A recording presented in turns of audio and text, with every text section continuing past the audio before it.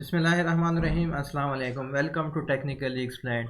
In this video, we are going to study the effect of load resistance and source resistance on the AC gain of an amplifier. And to study the effect of load resistance and source resistance on AC gain of an amplifier, we have two approaches or two methods. First approach is to apply the two-port equations, and this approach has already been done when we were discussing the bipolar junctions transistor, and the equations that we derived from those two-port equations were these written in yellow. So the equation number 1, 2, 3 are the equations that were derived for the two-port equations, and we have already done this in BJT. Now these equations can also be applied to the FET amplifier, because the quantities of interest, I can write here, the quantities of interest in this case are the source impedance and load impedance, are the source resistance and load resistance, and these quantities are defined at the input and output terminals. The quantities of interest are the load resistance and source resistance. The load resistance is defined at the output terminal, the source resistance is defined at the input terminal. So these quantities of interest are defined at the input and output terminals, and they have nothing to do with the components of the system. So that is why the same equations that were derived or developed for the BJT amplifiers can be applied to the FET amplifiers. The second method is to simply substitute the AC model of FET of interest, which means that it can be any FET, it can be a jfet, it can be a depletion type MOSFET or an enhancement type MOSFET.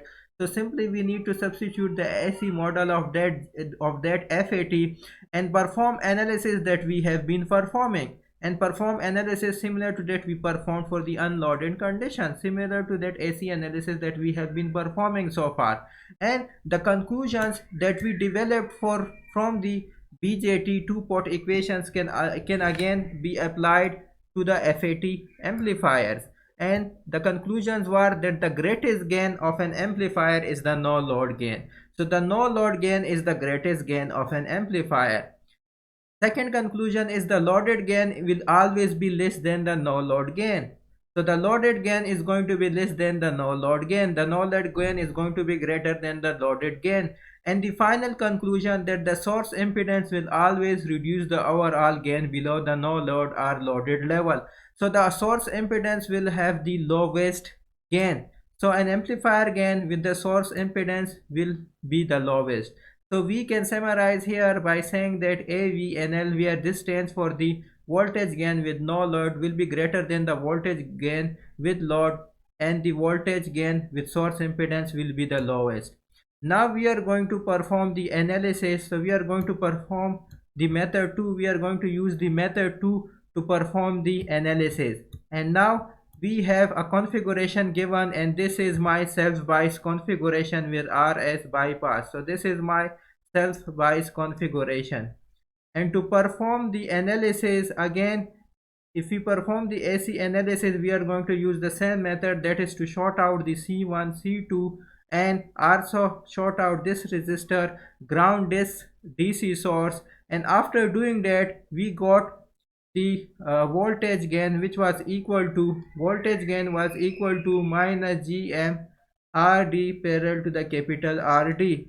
If you remember, for the case of self-bias configuration with RS bypass, we have the voltage gain, which was this thing. Now if we connect a resistance at the load, if we connect RL over here, then if we again do the AC analysis by grounding this VDD and shorting this capacitors out, and then if we derive the formula for the voltage gain,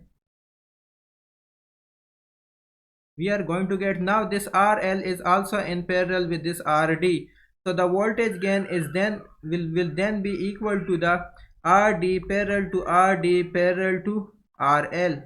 So then this is going to be my voltage gain, and this was my no load gain, and this will be my loaded gain.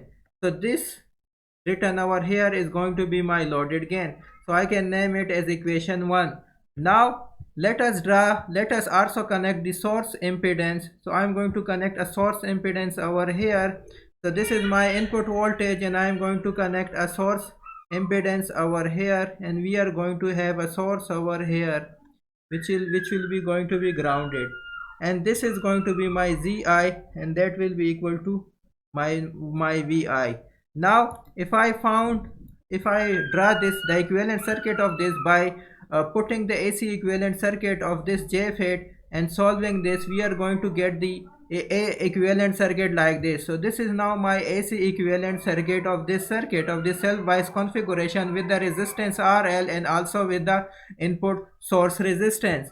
Now if I solve this, first of all, what will be my input voltage? My input voltage Vi, this is going to be my Vi. So this is my Vi. This Vi can be found by applying the voltage divider rule, and when we apply the voltage divider rule, we are going to get the equation number 4. So Vi is going to be equal to this thing, which can be written as that Vi by Vs is going to be given as Rg by Rg plus R source impedance. Rsig is going to be the R source impedance. So this is going to be my equation number 5. So this is my Vi by Vs.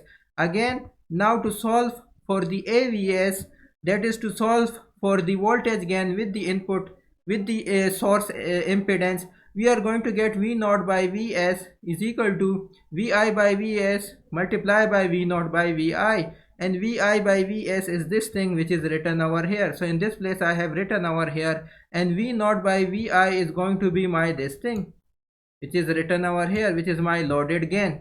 So that will be multiplied by both. So this equation number 6 is my voltage gain with source impedance and load impedance connected. Now we know that the resistance Rg is very greater than the input impedance of the source, and also the parallel combination of Rd and RL, where RL is the load impedance, will be very smaller than the output resistance of transistor, which is Rd.